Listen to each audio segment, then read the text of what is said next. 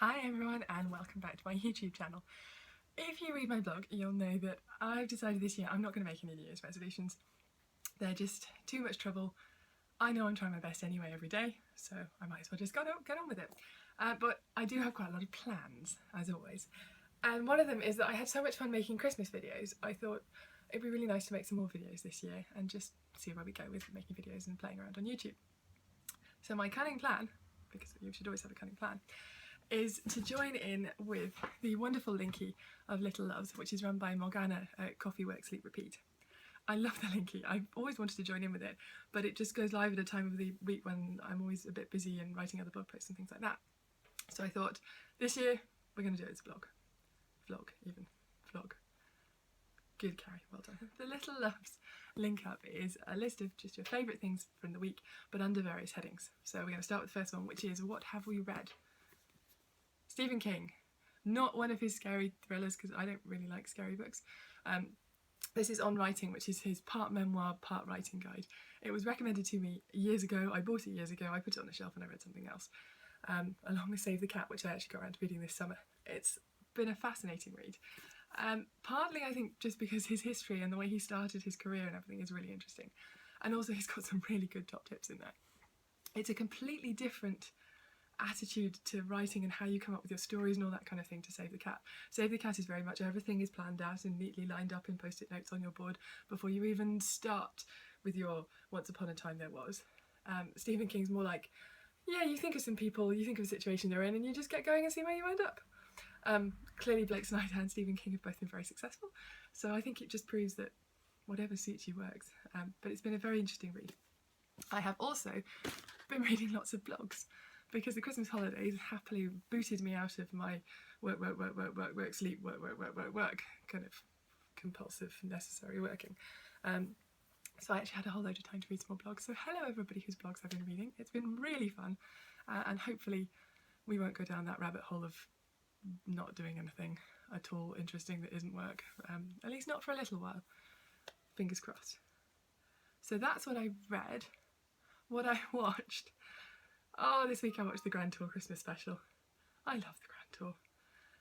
I mean, some of the jokes this year and some of it's been a little bit near the edge. Jokes about ice cream were just, come on guys, you can do better than that. But I did like Namibia. It was a lot of fun. I actually still have part 2 to watch, so if you've seen it, don't tell me what happens, except clearly they survive and come out. It's like James Bond. What I have heard this week is quite a lot of carol singing from the kids, really. I'm not sure we have been listening to too much music that isn't carols. They've got very, very into Hark the Herald and Away in a Manger. When we were up at my in-laws for New Year, my littlest girl got given a microphone with battery power and that actually makes her louder. And I think the girls must have spent days doing a show, alternating between singing or something. So it's been lovely, but probably the kind of singing that's only truly appreciated by their family.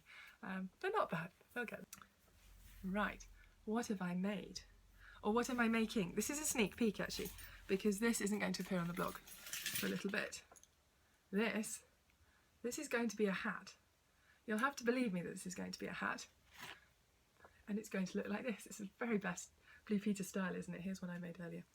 So yes, this is a hat. It's Isolde's pattern for urchin in Rowan Bigwell, which I've had in my stash for years. This one is big girl sized, medium. This one is going to be little girl sized, which is the small. And then the two of them can run around being urchins together or looking like they're going to a really posh prep school in the 1950s or something. They love them. I like knitting them. It's all a win. What I wore this week. Oh, this is brilliantly silly. My in-laws went shopping in America just before Christmas. That was where they were when we went and decorated their house. They got on a special trip to America. And they brought me back as my Christmas present some pyjamas. But these are not any pyjamas. These are Finding Nemo fluffy pyjamas. They're all folded up. These are the bottoms. The top's just a t-shirt. But if I hold them up, they're not just cotton, they're super, super fluffy. If I wear them, all 3 children will just be lying on me or stroking my legs.